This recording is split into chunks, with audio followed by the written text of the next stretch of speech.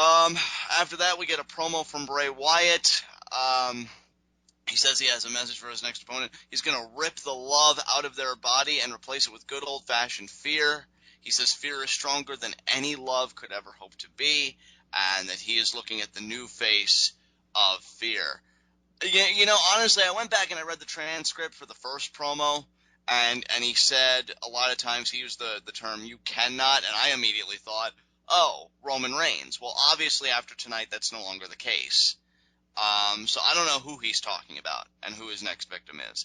Again, I'm just going to refer back to my Raw request that I made last week. Whoever it is, just let Bray win in the end. I'd like to see him, kind of overcome and just go on to bigger and better things. We'll see what happens. But my interest is now piqued. Now that we know that Roman Reigns is out of the running, who is Bray Wyatt talking about? Only time will tell.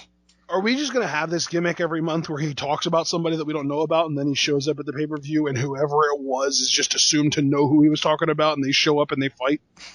I hope not, but can you imagine? Like, he does these cryptic promos, and then he finally reveals the name, like, I don't know, I will say Roman Reigns as an example. Oh, I challenge you, Roman Reigns, and Roman's just, like, backstage eating a hot dog. He's like, what, me?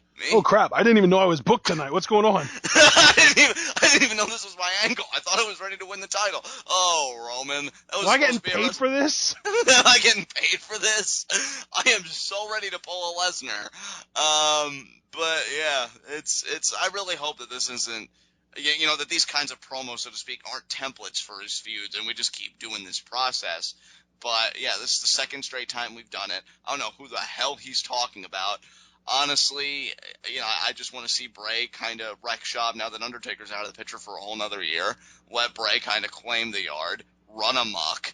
I mean, let's get it done. So whoever he's talking about, I hope he just absolutely decimates him. I'm telling you, man, it's one of the two mid-card champions. It's either Cena or Bryan. I'm not sure which, but I'm telling you, it's one of them. Well, I don't know. Well, is it even – here's my thing, and I'm going to ask you a legitimate question here. Do you think that whoever it is, are we going to get some kind of big revelation or even like a full-on match at Extreme Rules? Because if we're getting a match, we already know that Cena's booked, and so is Bryan. So no, not necessarily. I don't think that Bray needs to necessarily wrestle at Extreme Rules. I think that they can build this for longer. Right. I mean, how long did they have him building up to the Undertaker match? 6 weeks? Something like that? 7 weeks? Well, I mean, this time we'll just have a pay-per-view in between. Right. That could work. That could work. I'm not entirely opposed to that. Yeah, I mean, and besides, I guess, see, I don't know. I feel like, I don't know. It's hard to say because I could say Daniel Bryan, but then I guess we did sort of find out tonight that Barrett is going to be his opponent at Extreme Rules, didn't we? Yeah, but I mean, again, it goes back to what you just said. Like, if we know that the end game is a match at Extreme Rules, then obviously they're out. But if they have a longer thing going, that opens Daniel Bryan right back up. Right. And when he talks about, the things you cannot do and the love that you have, I mean, Daniel Bryan would fit that descriptor because he is very passionate. And so would Cena, though. So would Cena. I don't know, dude. I'm telling you, to me, it's between them two. I don't know which one, but I could be over or under thinking it. I don't know, but I think that it's pointing in one of their directions. Look, honestly, I'd have an easier time solving a Rubik's Cube than Bray Wyatt, and I've never solved a Rubik's Cube, so there you go. Want to know how I solve Rubik's Cubes? How do you solve Rubik's Cubes? By breaking them apart and then putting them back together, solved. Oh my god, that's how my sister did it, believe it or not. Why are we even having this discussion? Anyway, next we have the Lucha Dragons versus the Ascension. Actually, not really much to say here, dude. This is just another glorified exhibition match. Admittedly, the crowd was awesome because we had an NXT chant start up. Yeah. But the Ascension has just been so demoted. They're officially jobbers now. Yeah, without question. Yeah. I mean, you lose to the Usos, you lose to the Primetime. Yeah, it is a shame because you lose to the Usos, you lose to the Primetime Players, you lose to the Lucha Dragons. I mean, who else? Like, it gets ridiculous, and it's a shame because I honestly would have thought, and again, it's just another instance in which John eats crow because I would have thought that the Ascension would have been tag team champions by now. Whose stock is looking amazing to become the tag team champions, though, are the Lucha Dragons. Because this is another really dominant and impressive victory here. Kalisto just continues to light up. his matchups and really get the crowd engaged. They love his offense, and the finish was great. I mean, they take out, I believe it was Victor they took out, or no, it was Connor they laid out on the floor with their double teams, and then finally isolate him with the suicide dive, assisted suicide dive because Sin Cara opens the ropes.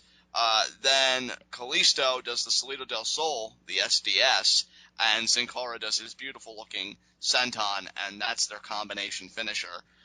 I don't know if you can pencil these guys in for a tag title shot at Extreme Rules. I mean, I would assume that you can. Who else And would it be? yeah, and that's just my thing. I mean, who else would it be? I don't really see any other viable contenders. I don't know if they'll win it their first time out, but they are definitely the next WWE Tag Team Champions. I feel like the Usos have really cooled off, especially with this injury. The Lucha Dragons are fresh, they're new, and I could just see them having a great series of matchups with Team Uppercats, so I'm all for it. It's so funny because the Usos will come back and they'll be like, yeah! And everyone will be like, we didn't even know you were gone. Well, and that's just it, dude. Like, in all sincerity, I feel like the circumstances are so perfect for the Lucha Dragons because, and I know I'm going to sound like an asshole for saying this, but what do we always say about the industry of professional wrestling? Yep. Injuries do suck. Nobody's denying that. But injuries, for the outsider that's kind of, looking at the person injured, are also very opportunistic. For the Usos being out and not being able to do their thing, the Lucha Dragons have been able to come in, captivate crowds, light them on fire, and kind of take that spot. And what have I been saying for so long? As soon as the Lucha Underground, the Lucha Underground, you know what's on my mind. As soon as the Lucha Dragons get called up, the Usos become obsolete. Well, guess what, Usos? Welcome to obsolescence. Yeah, and the injury that, Jey Uso's suffering with only exacerbates that condition, which I have no complaints about because right, though? Yeah, exactly. I know you certainly don't. That doesn't even have to be asked. All right. Our next segment. Booker T and Roman Reigns. How do you want to do this? Because we've already kind of talked about this. Well, we can say that I feel like Roman Reigns has gotten better on the mic. I will say that. I feel like they're letting him sort of improvise a little bit more, and I really appreciate that because you can tell it's coming through in his personality. He's playing with the crowd a little bit more, and the fact that he's playing with the crowd a little bit more kind of allows him to get more of a positive reaction because like they're chanting, please retire at Big Show. And he says, I'm going to retire you. And it's like, oh, he gets it. So there's clearly a connection there. But I just think that this whole idea that putting him with Big Show is going to make him the most over babyface on the roster just because people boo Big Show more than anyone. I think the only way for this to end well is if Roman Reigns legitimately does retire Big Show. Yeah. Or just destroys that trophy, or just does something. No, really... I'm telling you, dude. Like the way they've been building it up, he needs to. That's the only way out. It's if Roman Reigns retires the Big Show, that's the only way that I see Roman Reigns leaving this feud more over as a babyface than he entered it. And you know what? That would be a huge blow to the Authority because you can already tell that they're on shaky ground a little bit given recent events. So Big Show on the way out, I mean, that would be a huge blow. And who could you thank for it? Roman Reigns. You're welcome. Believe that. And see, here's the frustrating thing with Roman Reigns. It's not even anything against him that I'm about to say. I agree with everything you just said about him making those connections with the crowd and really listening and all that stuff. The worst thing, which is also kind of the best thing, so it's kind of a double-edged sword, about the WWE is just fans don't forget, and they are relentless. So I think when they look at the spot that Roman Reigns got put in and some of the promos and segments he did leading up to that spot, being the match with Brock Lesnar at WrestleMania, even though now he is starting to show a bit of his personality more and being a bit cooler and calmer on the mic and working the crowd, it's going to be an uphill battle. And what I worry about is that Roman Reigns is really trying. You can tell, like, he is putting in the effort and making a sincere try at it. I'm just afraid that the crowds are going to be so, I don't know if the word's jaded or just against him or whatever, that they're not going to give him an honest chance. And that kind of bothers me because sooner or later... Dude, here's the thing. He entered tonight getting booed out of the building, and by the end, they were cheering for him and thanking him. That is true. And it's a crowd. That's my thing. Is like I can understand it if a guy shows up and people don't like him, but if he stays as the guy that people don't like, there's a problem. If he's trying to be liked, but if he can show up without people liking him, and then by the end of whatever it is he's doing, people love him. There's something special there to me. I would agree with that. Maybe there is more hope for Roman Reigns than even I'm giving him credit for, because you and I have been, more supportive of him than most in recent months. Yeah. And, here's the fact, guys. Whether anybody likes it or not, Roman Reigns, I do think, even if it's not this year, definitely early next year, is going to be WWE World Heavyweight Champion. Oh, shut your mouth. Well, you can only prolong it for so long. I know. And I just feel like, to me, I want to give that reign a chance, because I know how good Roman Reigns could be. Just go back into our archives and listen to some of the early live reactions when Roman Reigns was still a member of the Shield, kind of coming into his own. He's a beast, and he could be very entertaining. I was thinking earlier, now that Uhaa Nation has officially signed with WWE, I want that, that's a new dream match for me. Uhaa Nation versus Roman Reigns. That, I think, has a lot of potential. But I'm not. Well, if for no other reason, just because Roman Reigns would literally never be able to hit a spear on Uhaa Nation.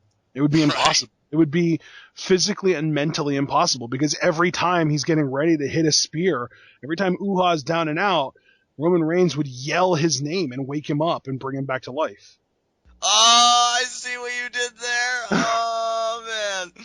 But, yeah, just to kind of go by the numbers, Roman Reigns concedes, yes, he got one hell of a beating. They promised everybody a fight at Mania, and that's what they got. But he knows he could beat Brock Lesnar. He had a few punches left in him. He was going to do it. He knows he can be WWE World Heavyweight Champion. And now that it's Seth Rollins, he's beaten Seth Rollins, so he knows for a fact that he can beat Seth Rollins. And then he said, Big Show screwed me and all that stuff. Then Big Show shows up on the Titantron, which people kind of heckle him for. And he pretty much says, hey, I enjoyed it. I enjoyed screwing you out of a WWE World Heavyweight Championship match. And my goal in life is to make you the most epic failure in WWE history. Reigns retorts that he's going to shove that Andre the Giant Memorial Battle Royal trophy down Big Show's throat. And, he calls him a coward for pretty much talking on the Jumbotron when he could just be confronting Reigns right now.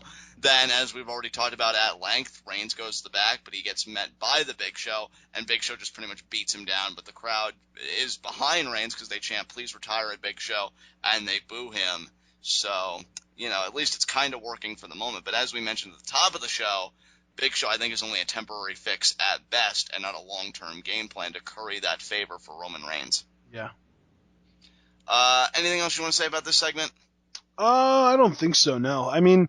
I think when it really comes down to it, Roman Reigns is going to be fine. I think that I don't think that there's such thing as irreparable damage to someone's reputation in WWE. If you need an example, the Ultimate Warrior is the perfect example, because they literally came out with it was almost like a propaganda film, tearing him down, and then he comes back and he's welcome with open arms. And then, just look at, Bret Hart is another example. I don't know. I just feel like there's no such thing as irreparable reputational damage. That's the thing too with Roman Reigns, is nobody ever really says anything about him being a bad guy backstage or anything. So that's not people have that kind of reason to dislike him. I think it really is just people resent him for the spot that he's been given over other guys that they like more.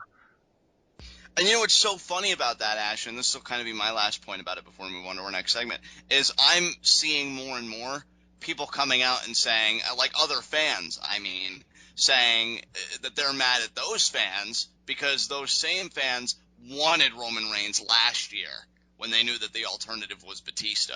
And they were so ready for Roman Reigns, to kind of break out and have that really cool moment of, oh my God, this member of the Shield has won the Rumble, he's going to Mania. And now that they've actually given him the build and given him the story, they just kind of push it away like a kid has to eat their vegetables, and they don't want it anymore. So, it's an interesting dynamic, the wrestler and the wrestling fan. But that said, that was that segment.